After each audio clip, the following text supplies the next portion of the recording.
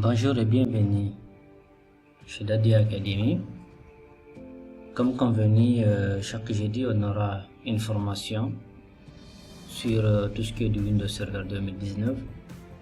Donc aujourd'hui j'ai un réel plaisir de vous faire cette présentation de Windows Server 2019 qui est la mise en place d'un serveur WDS, l'installation et la configuration. Comme je l'avais dit lors de mon précédent tutoriel, j'avais dit que je risquais de faire cette partie-là en 3.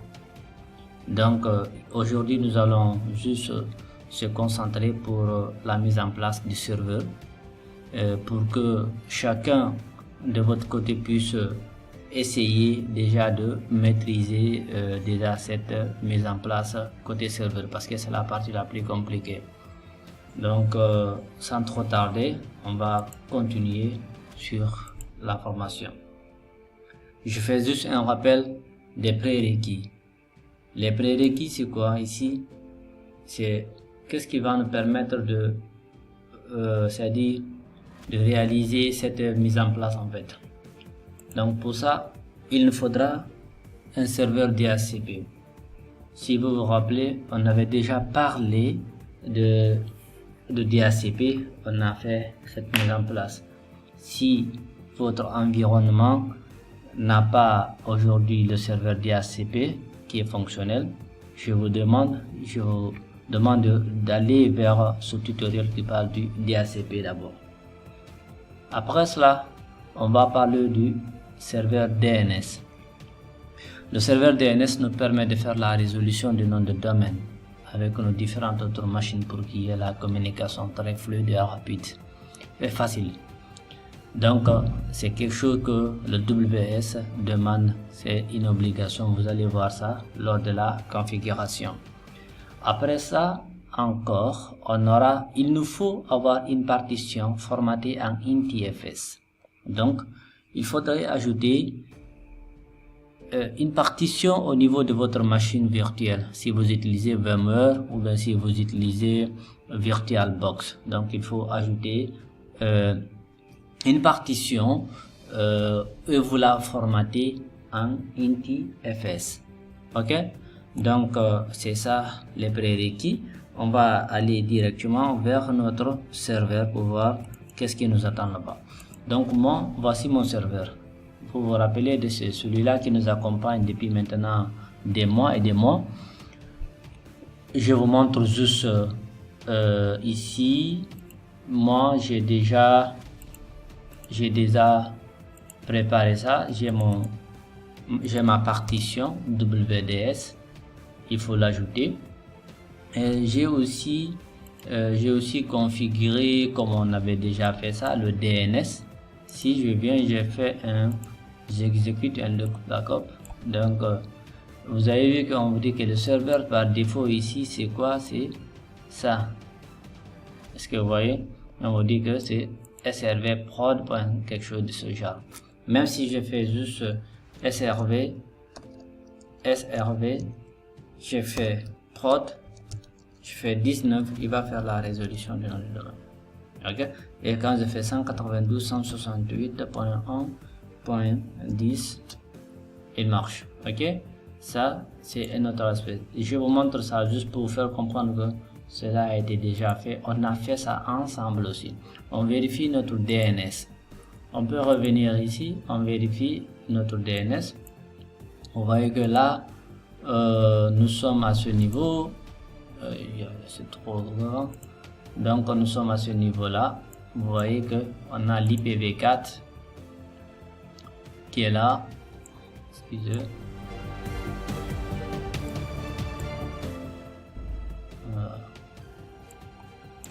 Voilà, excusez. Donc vous voyez ça, on a les poules. Dans ça on avait configuré ça ensemble aussi. C'est pas parce que j'ai fait ça derrière vous. Il y a l'adresse IP de début et l'adresse IP de fin. Ok, voilà. Donc après cela, donc on a tout ça, ça a été encore reconfiguré. Ok, donc vous voyez que déjà les prérequis, moi je les ai presque toutes faites. Donc c'était la présentation. Après avoir vérifié tous les prérequis, je rappelle encore que je fais ce tutoriel là par rapport à une demande qui m'a été faite par je vais afficher son nom ici. Il s'appelle un Pro Sonko. Je ne sais pas si c'est un Pro Sonko ou si c'est un Pro Makissa, je ne sais pas. Vous m'excusez. Donc c'est un Pro Sonko qui m'avait demandé de lui faire concrètement une formation, c'est une vidéo par rapport à ça. Sachez que j'ai reçu toutes vos demandes. J'ai reçu beaucoup de demandes. Je vais les traiter par ordre. Inch'Allah, je vais faire au maximum pour répondre à toutes vos questions. Ok? Donc parce que je pense que faire les vidéos, ça serait beaucoup plus facile que de vouloir aider les gens individuellement. Sans trop tarder, passons à la configuration de notre serveur WDS. Pour le faire, comme d'habitude, rien de nouveau, on vient d'en ajouter des rôles. On continue ici, on fait installer suivant, donc vous voyez ici notre serveur qui est là, SRV, ainsi de suite, Dadi Academy. On est sur le 1.10. ok, on va continuer ici. Qu'est-ce que nous allons faire ici? On va cocher cette option service de déploiement Windows. Donc si c'est en anglais, vous allez voir que c'est Windows Deployment Services. C'est ça que vous allez voir ici. Vous cochez cette option, vous ajoutez ce rôle, vous continuez. Ici, vous allez voir que c'est ça que je vous disais, qu'il fallait avoir un serveur de déploiement et du serveur de transport. J'avais déjà parlé ça sur l'autre vidéo. On continue. Là, moi, comme me le conseille mon professeur, il me demande toujours de redémarrer en cas de besoin, si nécessaire, si le service a vraiment a besoin d'être redémarré pour qu'il fonctionne. Donc là, on lui dit de redémarrer, sinon il va pas redémarrer. D'accord. Donc après ça, on continue à ce niveau-là et l'installation commence. Donc on voit que l'installation est en train de continuer. Bientôt, elle va se terminer et on va se retrouver à la configuration. L'ajout du rôle étant terminé avec succès, qu'est-ce que nous allons faire? Vous allez constater à ce niveau que vous avez WDS qui est là. Ok, comme on avait fait au niveau des ADDS, DHCP, DNS, IIS, WDS. Comme ça, on va continuer l'installation jusqu'à ce qu'on va remplir toute cette colonne de gauche. Maintenant, pour continuer de le faire, maintenant passons à la configuration. Il faut aller au niveau de outils, service de déploiement Windows, vous le voyez ici. Et là, qu'est-ce que vous constatez? Vous voyez ici, on a notre service ici, on a nos différents serveurs. Mais regardez, actuellement, si on clique ici, on dit que les services de déploiement Windows ne sont pas configurés. Ce serveur n'est pas configuré. Pour le configurer, cliquez sur le bouton droit, ainsi de suite. Donc, qu'est-ce que nous demande de faire ici? Il suffit juste de faire un clic droit sur SRV prod et dire que ici, configurer le serveur. Regardez, qu'est-ce qu'on nous dit ici? Il existe, le serveur est membre d'un domaine, c'est-à-dire avant de commencer, assurez-vous que les conditions suivantes sont remplies. Je répète encore, si vous savez que ces conditions ne sont pas remplies, inutile de continuer. Ok? Donc vous voyez que ici, qu'est-ce qu'il vous dit? ADDS, DHCP, il va parler encore du DNS, il va parler encore du serveur dispose d'une partition INTFS. Je n'ai rien inventé, ce sont les recommandations de Microsoft. Ok? Donc moi, je ne fais que configurer et suivre ce qu'ils ont demandé de faire. Donc intégrer Active Directory, ce serveur est membre d'un domaine ADDS ou c'est un contrôleur de domaine pour un domaine ADDS. Ok? Maintenant ici, qu'est-ce qu'il faut faire? Il faut choisir un emplacement. C'est là où il faut envoyer ça. Regardez, le dossier d'installation à distance contiendra les images de démarrage, ainsi de suite. On dit, cette partition doit être de type INTFS et ne pas être la partition système. Ne mettez pas sur le C, c'est pas bon. Il faut juste venir ici. Regardez, moi je suis sur le E, je reviens, je mets mon E à ce niveau-là. il va le pointer là-bas automatiquement. C'était la même chose ici. Si vous avez cliqué sur parcourir, ok, on continue. On dit que vous voyez ça, vous allez lire, hein? Donc moi j'avais déjà lu, donc vous allez lire, donc répondre. On va répondre à tous les ordinateurs clients connus, ok, et on connaît, d'accord. Donc là, vous approuvez les ordinateurs avec le ne, donc il n'y a pas de problème. Donc nous on ne va pas vouloir approuver ça. Là, qu'est-ce qu'on nous demande? Il nous dit que configuration des services de déploiement Windows, le service n'a pas répondu assez vite à la demande de lancement ou de contrôle. Ok, ça, cela veut dire que c'est terminé, hein? Vous voyez ici, vous pouvez venir dans toutes les tâches. Vous voyez que vous démarrez maintenant l'ensemble de vos tâches. Les services de déploiement Windows ont été démarrés correctement. Parfait, parfait. Maintenant, ça c'est notre interface de configuration. Voilà, arrivé à ce niveau, qu'est-ce que nous devons faire maintenant? On va essayer d'ajouter les images. Comme vous le savez, dans tout système d'installation, il y a des images. Donc ce sont ces images-là que nous va ajouter pour que nous puissions faire cette configuration automatiquement, c'est-à-dire cette installation qui est automatique, ok. Voilà, ici qu'est-ce que nous allons faire? Vous avez vu qu'ici il n'y a rien. Qu'est-ce qu'on nous demande? Il faut juste ajouter deux fichiers. Il y a le fichier, il y a le boot.vim et le install.vim. Ce sont ces deux, il faut les ajouter, ok. Maintenant qu'est-ce que nous allons faire? Ici on va commencer l'image de démarrage. On commence par l'image de démarrage. On nous demande où se trouve l'emplacement. On va aller parcourir notre lecteur ici. Ok, on vient dans source. On va venir ici dans boot.vim. Ok, dans boot.vim ici. Voilà, maintenant à ce niveau, on va continuer. On fait suivant. Moi je vais juste dire que ça c'est son Windows 10, hein, Windows 10 Setup par exemple. Je fais encore Windows 10 Setup, je fais suivant. Ok, je fais suivant. Donc il faut patienter, il va ajouter l'image au niveau du démarrage. Ok,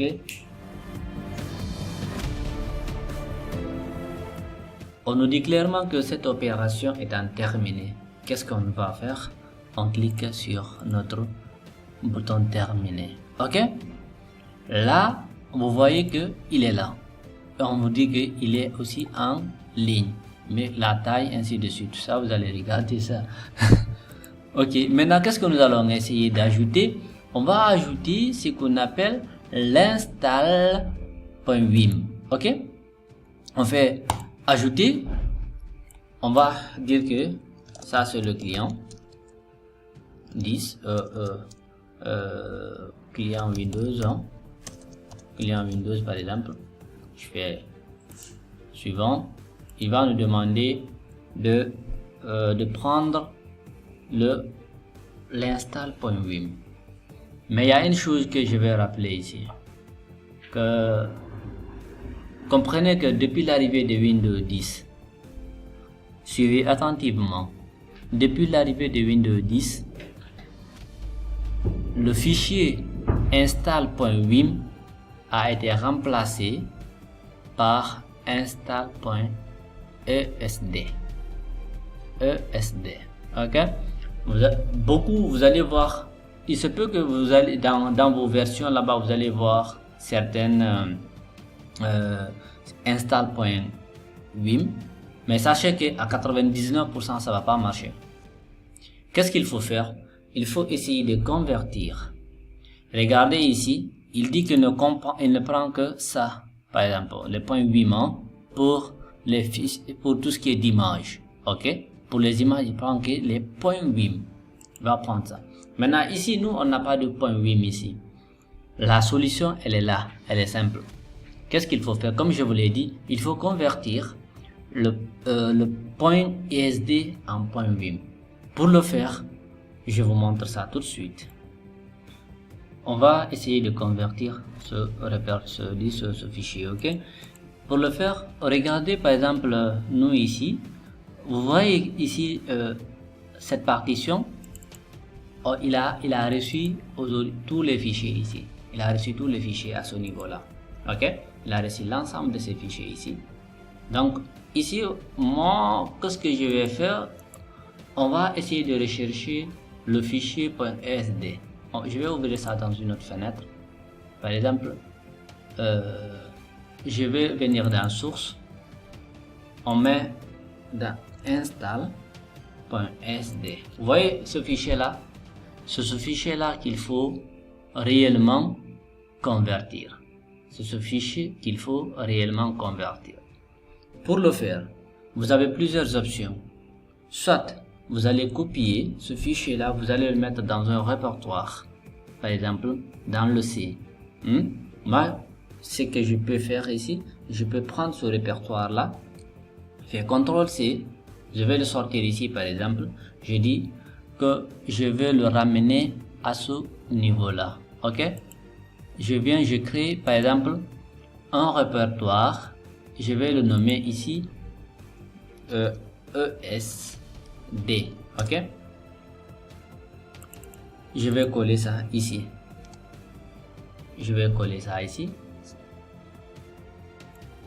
Maintenant, vous allez constater que la copie étant terminée, on a notre répertoire ici. On a notre répertoire ici qui pèse 2,72 gigas. Donc le 5 10e 2000, donc ça fait très longtemps depuis que voilà, ça c'est Windows 10 depuis 2015, je pense qu'il est disponible. Arrivé à ce niveau là, qu'est-ce que nous devons faire? On peut juste faire une chose. Vous pouvez prendre par exemple cette partie là, ce chemin. On va cliquer par exemple, je vais essayer de fermer ça, ce sont ok. Je vais faire par exemple CMD. Il faut lancer CMD en mode administrateur.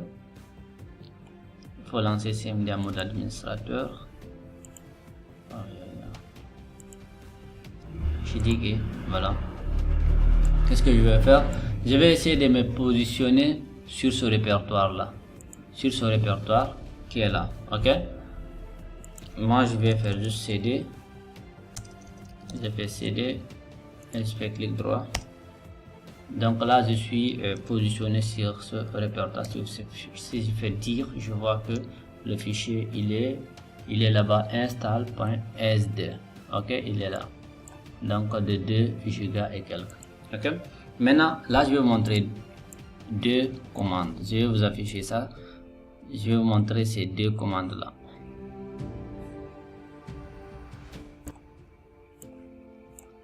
Il y a deux commandes que vous devez taper. Ok, donc maintenant nous sommes là.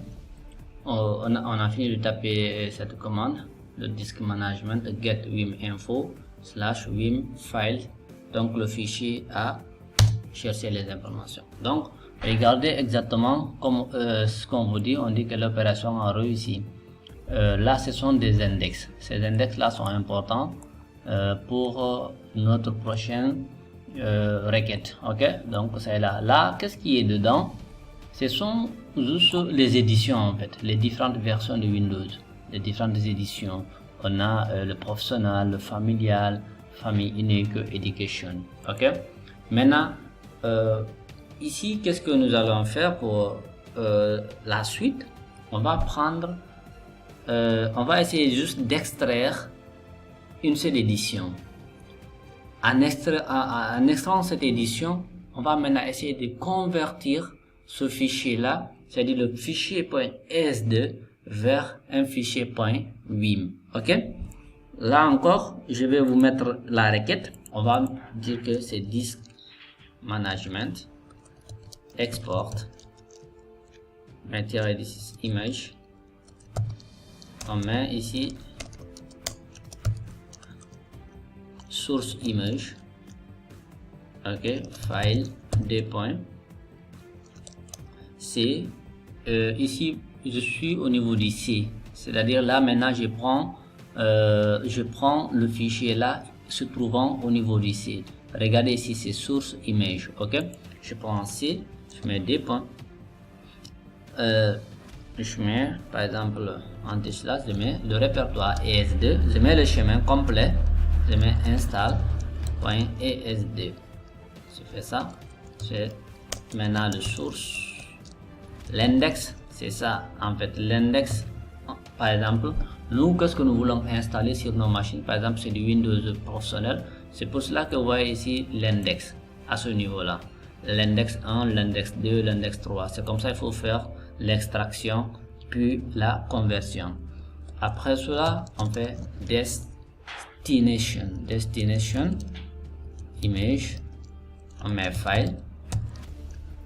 Là, la destination où on veut l'amener, par exemple, nous, à notre niveau ici, on a de l'espace, on peut lui dire que, ok, viens ici, par exemple.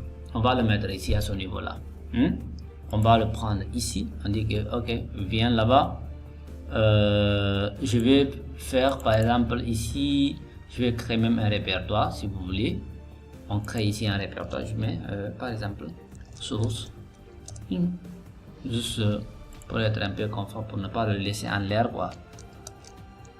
Donc je mets le chemin, je mets ses sources, ok, je vais dire son nom, il devra s'appeler install.vim, ok, on va le compresser, compresse max. Maintenant on fait check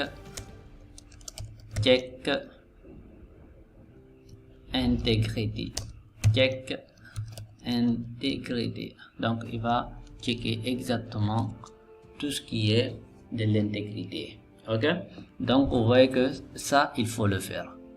Ça c'est juste parce que Windows ils ont compliqué un peu les choses, hein. Après cela, qu'est-ce que vous devez faire? C'est de cliquer juste sur entrée si votre requête est bonne. N'oubliez pas que vous, à votre niveau, il faut vraiment essayer d'adapter ça. Les chemins, il faut les adapter. Ok, voilà. On va patienter.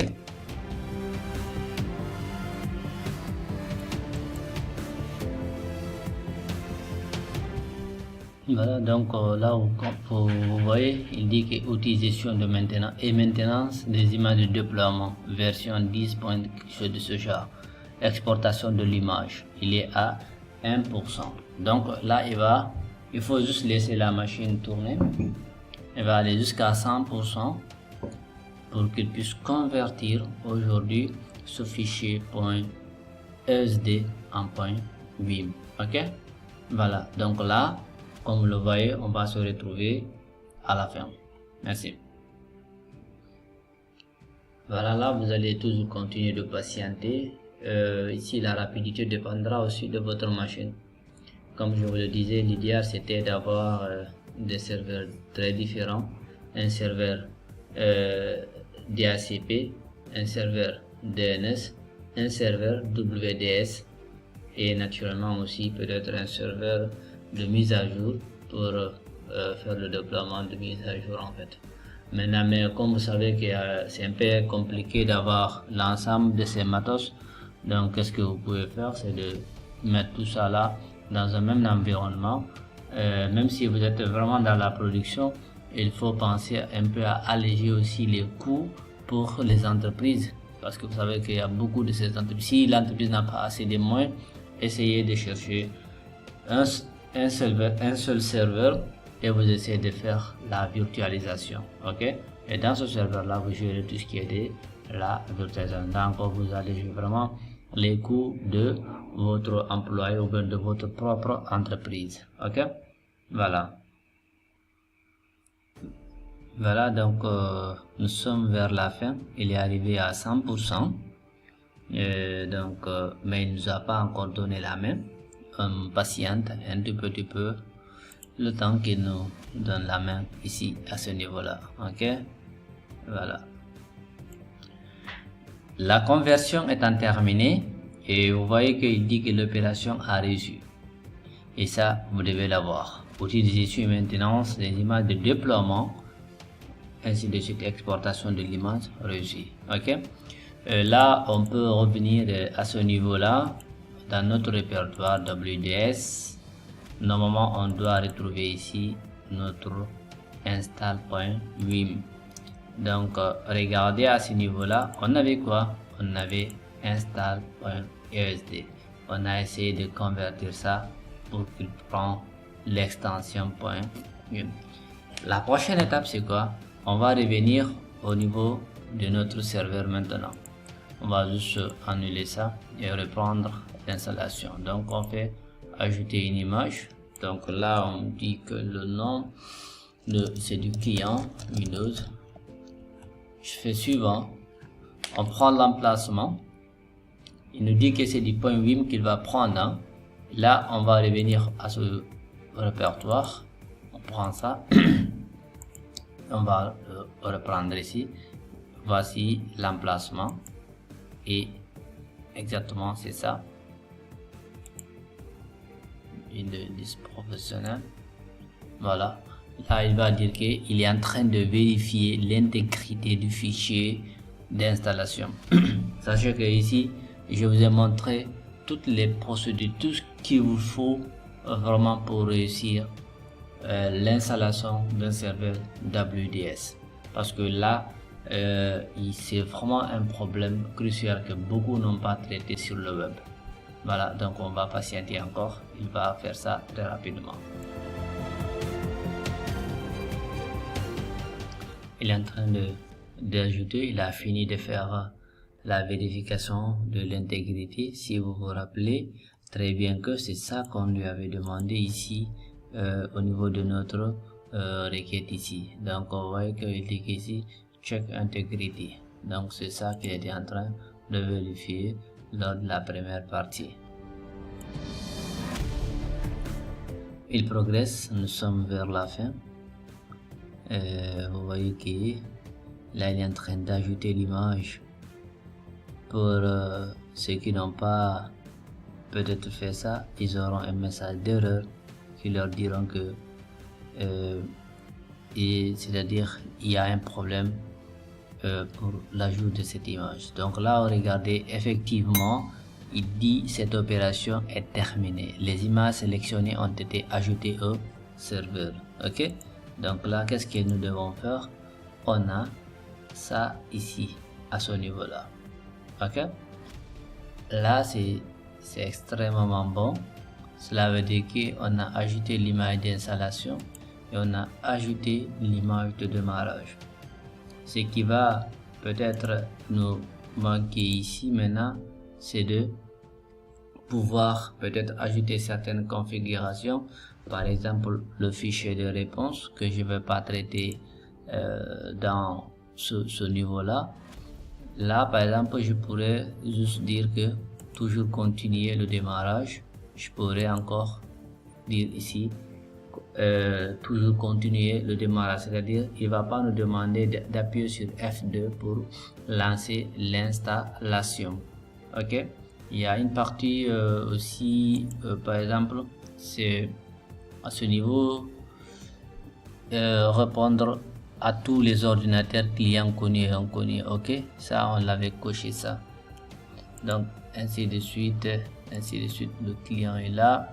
Il y a ce qu'on appelle vous pouvez encore ajouter tout cela au domaine, mais on va revenir après sur ça pour mieux le faire. Donc aujourd'hui on a pratiquement fini de configurer notre serveur WDS, et là on va passer à la seconde étape pour maintenant ajouter une machine. À partir de ça, c'est-à-dire l'installation d'une machine cliente à partir de WDS. Donc, mais je vais scinder les vidéos parce que là, nous sommes à plus de 30 minutes d'enregistrement. Donc, c'est ça que je disais, l'enregistrement risque d'être très long. Mais l'essentiel ici, c'est de comprendre. C'est de comprendre parce que moi, je prends tout mon temps pour faire très bien le cours. Prenez votre temps pour bien encore suivre le cours, pour mieux comprendre. Donc c'est ça. Si vous avez aimé ce cours, n'hésitez pas à lâcher un commentaire un gros pouce bleu, de partager, invitez vos amis à liker la page d'Adi Academy, parce que c'est ça seulement qui va permettre à la chaîne de grandir. Donc d'ici là, je vous dis que on se retrouve à la semaine prochaine. Si vous avez des questions, posez-les dans les commentaires. Vraiment, j'espère bien que vous allez réussir la mise en place d'abord du serveur, parce que comprenez que c'est la partie la plus compliquée. Donc merci et portez-vous bien.